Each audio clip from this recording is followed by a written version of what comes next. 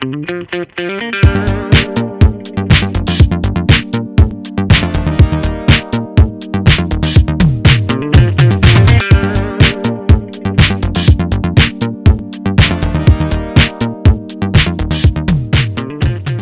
Perrat, metteur en scène de la compagnie de l'Abreuvoir. Metteur en scène, c'est la personne qui va gérer l'orientation d'un spectacle. C'est lui qui va organiser, mettre en phase, je vais dire, tous les corps de métier qui participent au spectacle avec sa vision du texte qu'il veut monter. C'est quelqu'un qui anticipe tous les problèmes pour que quand on arrive le jour J à l'heure H, il n'y en ait plus beaucoup.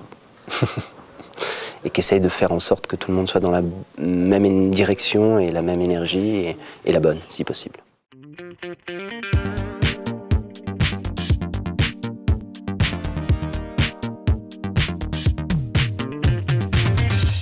Il y en a plusieurs, je pense.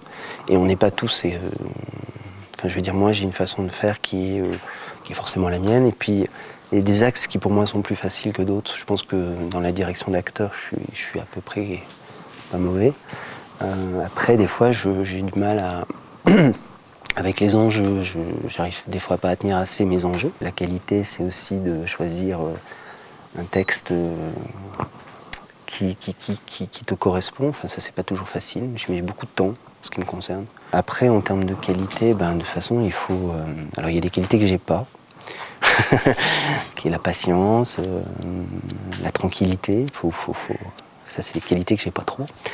Après, il faut de l'acharnement, il faut y croire, il faut être tenace.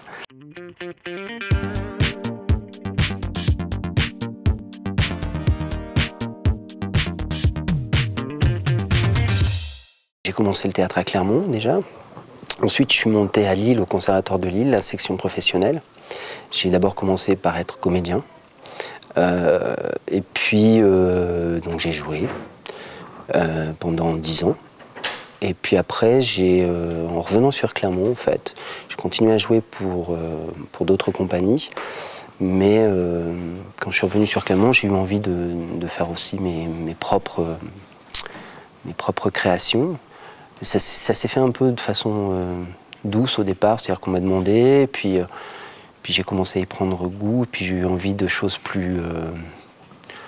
Au début, c'était plus des commandes, donc j'ai voulu aller plus dans des directions que j'avais choisies dès le début, quoi. Et voilà, ça s'est fait comme ça. Puis comme quand on commence à mettre en scène, on est en général moins appelé comme comédien.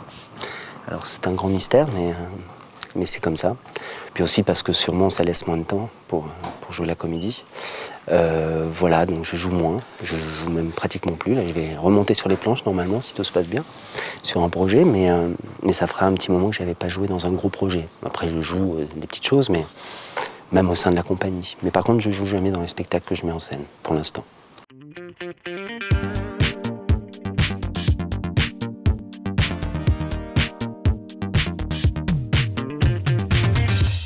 Dans la mise en scène, ce que j'aime, c'est justement de prendre un projet de A jusqu'à Z et de montrer ce qu'on avait envie de montrer.